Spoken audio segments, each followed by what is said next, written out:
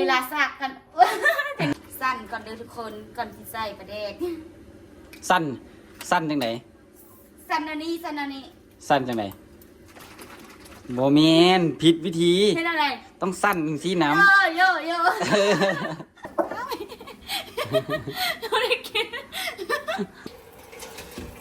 สบายดียามเช้าทุกคนนี่เรากำลังอุ่นแกงหน่อกับต้มไก่เนาะนี่ก็มีหลานมาสิตำมะฮุ่งให้กินนะนี่มาเบิ่งฝีมือมึงดูนี่ตอนนี้ข้าวเช้าเนาะแต่ว่าสิสวยละจะเป็นข้าวสวยผู้อื่นละแต่เป็นข้าวเช้าเขาเนาะนี่9 โมงป่ายละมาเบิ่งเนื้อฝีมือตำมะฮุ่งนี่เพิ่นว่าตำมะฮุ่งนี่มันเรียนจบจากสิงคโปร์มาได้นี่นะเบิ่งเนื้อนี่ว่าฝีมือเรียนจบจากสิงคโปร์การตำมะฮุ่งนี่สิเป็นแบบใดนะเค็มเลยเนาะเฮ้ยมาเบิ่งฝีมือน้ำกันนะ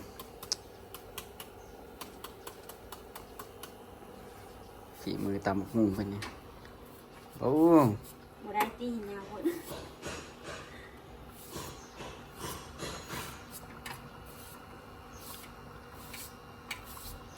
ได้มาเบิ่งฝีมือเพื่อนได้หน้าที่เฮาก็บ่มีอย่างไรทุกคนก็มีแต่อุ่นแกงนอกกับต้มไก่เนาะคนเนาะอุ่นต้มไก่เด้อกินตำมะฮุ่งเด้อเอากับมาเบิ่งกล้องเลยแล้ววะส่วนสาวนิดมานั่นเดี๋ยววะท่านผู้ชมเนาะไทยหักหน้าเบิ่งฝีมือมาได้มากินน้ำกันอันนี้เพิ่นเรียนจบมาจากสิงคโปร์ได้การตำมะฮุ่งนี่นะสูตรพิเศษหาก็มาได้สดๆร้อนๆเลยทุกคนเลยหากระลงยนต์มาหากระลงยนต์มานี่ตำมะฮุ่งแกงนอต้มไก่แซ่บสุดข้าวเช้านี่นะข้าวเช้าเฮาแต่ข้าวสวยของอื่น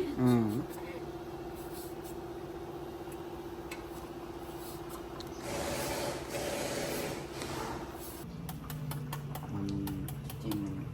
เจ้าบอกว่าเขาเนาะว่าไปฮอตสิงคโปร์แล้วถ่ายวิดีโอมาเดี๋ยวลง YouTube เด้ตำน้อยก็ได้เนาะตำบุรี3-4 คนกินนี่แหละดูว่าฟักเอาไว้หมดบ่ฟักพอเขากินแล้วก็แล้วฟักเอาไว้หมดมันสินั้นสิบ่แซ่บสิบ่ใหม่สิบ่สดได้กันเนาะ3 คนแล้วก็นั่นแล้วสำนั้นนะได้ก็ได้ขนาดนั้นก็ซอยอีกตำอีก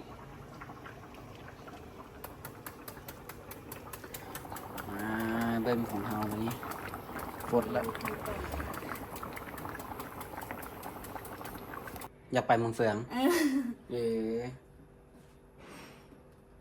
อยากได้หมักเฟืองสิวะคิดว่าเมืองเฟืองบ่นั่นก็ไปตัวถุงยางเอานี่นี่ถุงยางครับ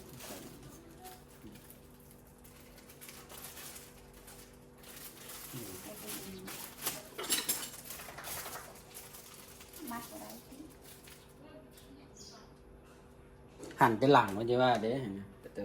วไม่เขาจะติดทวงเนี่ย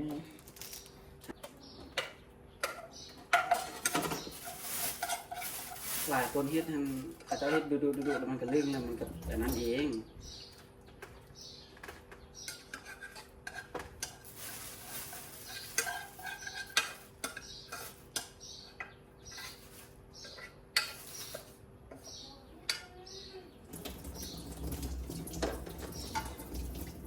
ถ่ายลงให้มีลงก่อนไปถ่ายวิดีโอเองไปเที่ยวลงให้มีบ่ได้ไปใส่นะดูตะกี้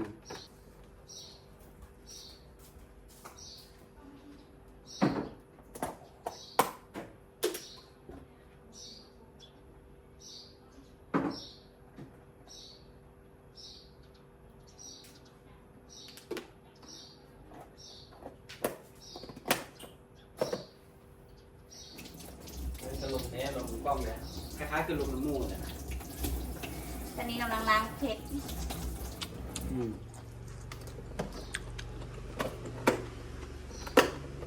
แล้วเรากำลังเคี่ยมเครื่องเคี่ยม ตำมะฮุ่งจังได้นี่บุยโคกหวะโคกออกมา ใส่ละครบที่กระดูก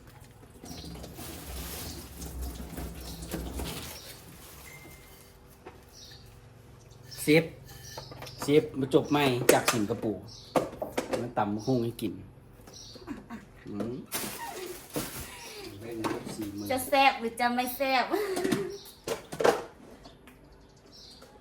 ไปแล้ว ไปตามมันดู ลงมือ ลงมือเว้ง สาดไปเลย ยูเจนี่เจ นัวเลย เหลี่ยม กระเด็น หางอะไรสิเดี๋ยวเขาบ่อยากเห็นหรอกอันนี้ อุ๊ย เขาอยากเห็นผู้ บ่ ตำ บ่ได้รีวิวเด้อ เขาบ่อยากเห็นเนาะมาตำมะฮุ่งเนาะก็อยากเห็นผู้ตำไปนะ แน่ เอ้ย โซลิลาสักกัน ถึงงานสัก เอาระวังนะมัน เป็นนัว นี่มาปีนกับ ใส่เบิร์ดเลยเนาะเผ็ดนี่เนาะกินเผ็ดได้บ่หรือว่าใส่น้อยเอา อ๋อธรรมดาบ่อันแกงนอกกับเผ็ดเลยดิธรรมดาก็ได้ ใส่สามมากเผ็ดสามมาก อันนี้เกลือบ่ใส่ดิเกลือน้ำตาลดิมาแม่นบ่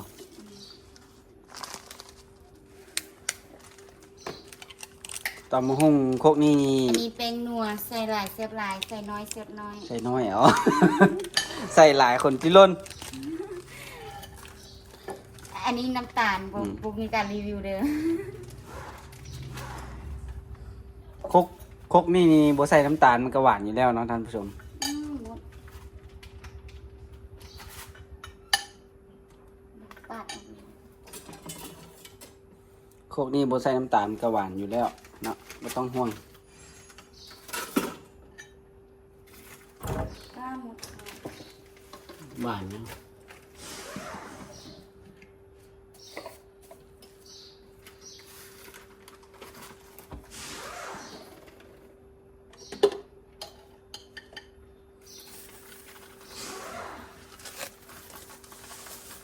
ตำแซ่บๆเด้อตำแซ่บๆเด้อ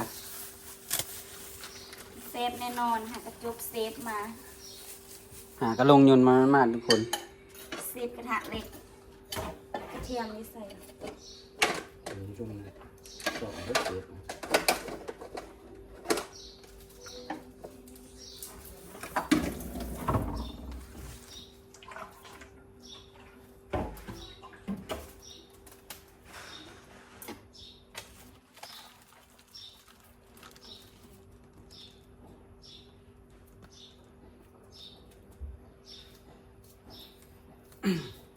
บูใส่อันเขียงทุบเอาใส่เขียงทุบเอาแล้วค่อยปอกเปลือกมันจึงไวอันนี้มันเชฟแท้บุเนาะมาจบมาเรียนจบมาแต่สิงคโปร์แท้บุเนาะ กระเทียมเด้อกระเทียม ใส่ตำลงไป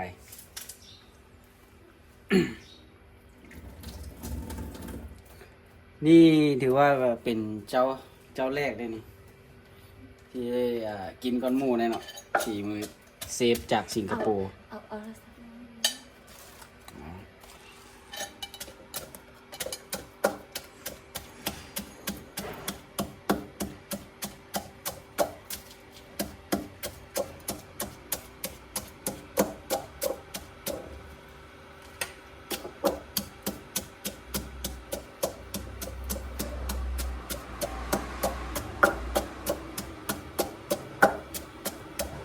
ตอนนี้เรากระตำแล้วเลยเนาะเราจะเอา เดี๋ยวเอาต่อไปใส่อย่าง เอามาเล่นไส้เราจะเอามาเล่นไส้เนาะล้างแล้วเดินมาเล่นเลย โบราณก็กินได้นะคนเนาะ ได้ใส่มือนี้เลยเนาะมาเล่นเนาะ ใส่หลายกินหลายผิวงาม อืม งามคือผู้ต่ำนั้นคนเนาะ อันนี้เมนหมดนาวเขียนไม่ใส่ต้องใส่เขียนก็ได้ ไม่ใส่แค่ปาดธรรมดาปาดออกก่อนเสียคือนี่กำลังอุ่นนั้นอยู่เนาะคนเนาะต้มไก่อยู่ เปลือกมันใส่ไหม ไม่ใส่อะไรบ่ ใส่ มันจะขม อืม วิธีการปั้นนางของเรา อย่าปาดเอามือนะแป๊กเลยได้นะ แป๊กเลยได้นี่ใส่น้อยก่อนแล้วจึงซีมกันโอ้ว่าบ่ได้เนาะให้เชฟตามใจเชฟก่อนเดี๋ยวจังน้อยว่าขัดเชฟตลอดเลย ใส่ปลาแดกบ่ได้รีวิวเด้อบ่ให้เห็น สั้นก่อนเด้อทุกคนก่อนที่ใส่ปลาแดก สั้นจังไหน สั้นอันนี้สั้นอันนี้ สั้นจังไหนโมเมนผิดวิธี เห็นอะไร ต้องสั้นสีน้ โยโย ำ สั้นแล้วต้องสั้นอย่างสีจึงถือ ใส่บวงหนึ่งก่อน ซีมรสชาติก่อน ให้มันกิน ปิดฝาไว้จังน้อยแขกไม่ได้รับเชิญมาเลย เห็นไหมตอนนี้โอ้ยบ่ได้ใส่กะปิขนาด กะปิอยู่ข้างตู้เย็นเลย เอาจิบเอากะปิ เอากะปิ แป๊บ ก่อน หนึงเลยทุกคน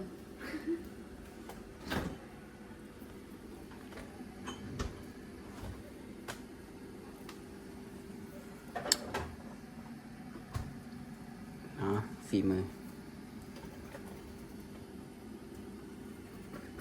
ใส่กะปิหน่อยหนึงเด้อให้มันหอมนี่ใส่หน่อยหนึงไม่ได้หรอก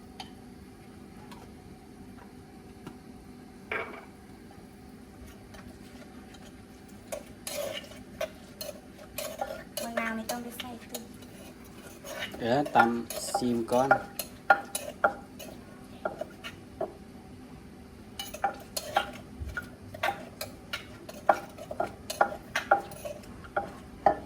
ชิมบ้างเค็ม บ่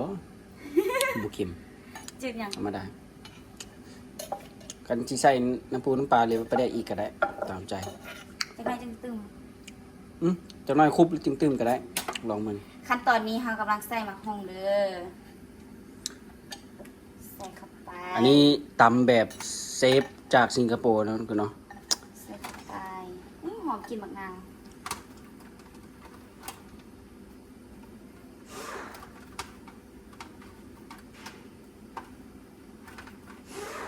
ต โอ้ย ำแม่เป็นตะแซ่บแฮะ เบิ่งท่าจับครบกระคักแล้วนั่นทุกคนเนาะจับสากจับสาก ใส่ไปเลยตึม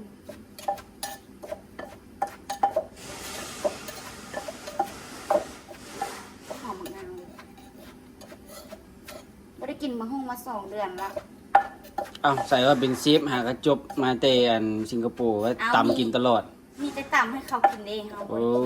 ผัดว่าไม่เนาะ ไม่ได้กิน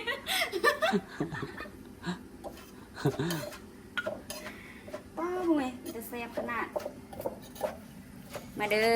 ขอโทษเด้อที่อ้างเฮ็ดให้น้ำลายเลย ว่าเคยตั้งแต่เห็นคนตำแล้วทุกคนว่า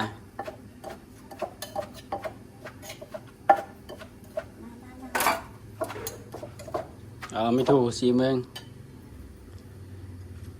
ตะเกียบ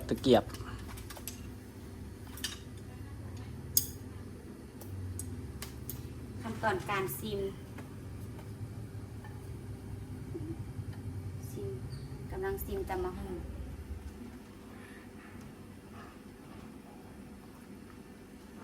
บ่พออย่างจัดใส่เลยได้เซฟ แรก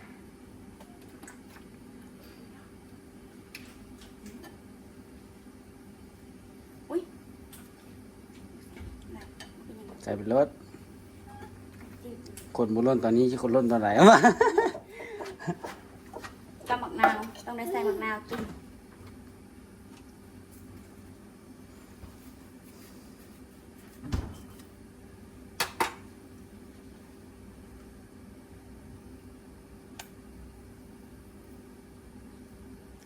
ตักพัดลม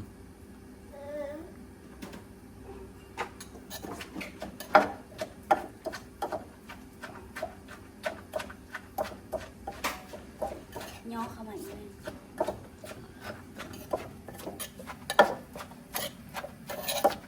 หน้าตาเป็นยังไงทุกคนพอกินได้อยู่บ่เนาะ ได้อยู่เข้มข้นขนาดเลยซิมอีก ซีไปซีมามืดโคกเสร็จแล้ว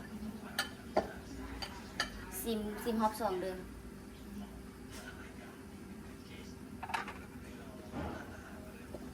เกลือ ใส่น้ำปลาก็ได้ใส่เกลือวะ เอาไว้เอาน้ำปลาค่ะ ใส่เกลือใส่เกลือก็ได้ใส่เกลือแล้วเค็มเลยเด้ โบโบใส่น้ำปลาย่อเข้ามา กำลังใส่จานแล้วทุกคนเนาะโอ้ยน้ำลายแตกท่าอะไรเลยเนี่ย เสร็จแล้วทุกคนอร่อยอยู่เด้อ อืม ไปกินข้าวกัน ไป ปิดหม้อ ปิดหม้อแล้วระวังไฟช็อต โอ้น้ำ น้ำเยอะ น้ำเยอะ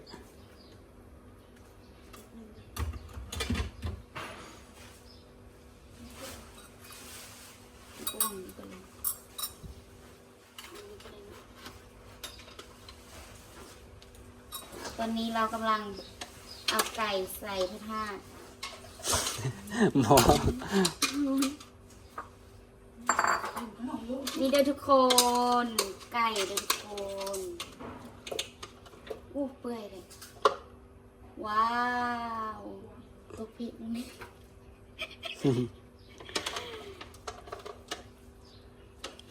ไก่ลาดเด้อไก่ลาดเด้อ ลาดไปสาม ลาดไปสามสหาย สีขาว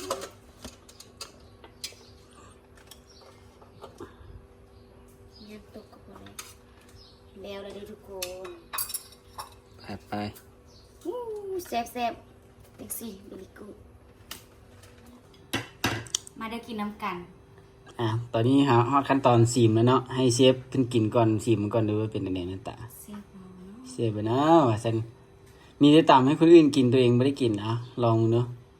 แซ่บ อันเด้อมี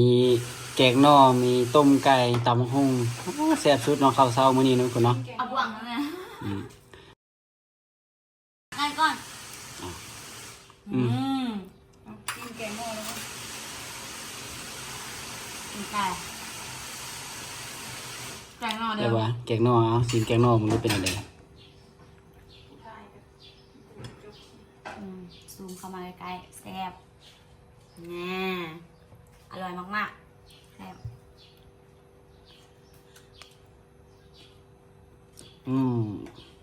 มาผู้ถ่ายก็ยากแล้วได้นี่ทุกคนนะ กินก่อนเด้อ โอเคคลิปวิดีโอนี้ก็สิขอจบคลิปกันไปเพียงเท่านี้นะทุกคนเนาะ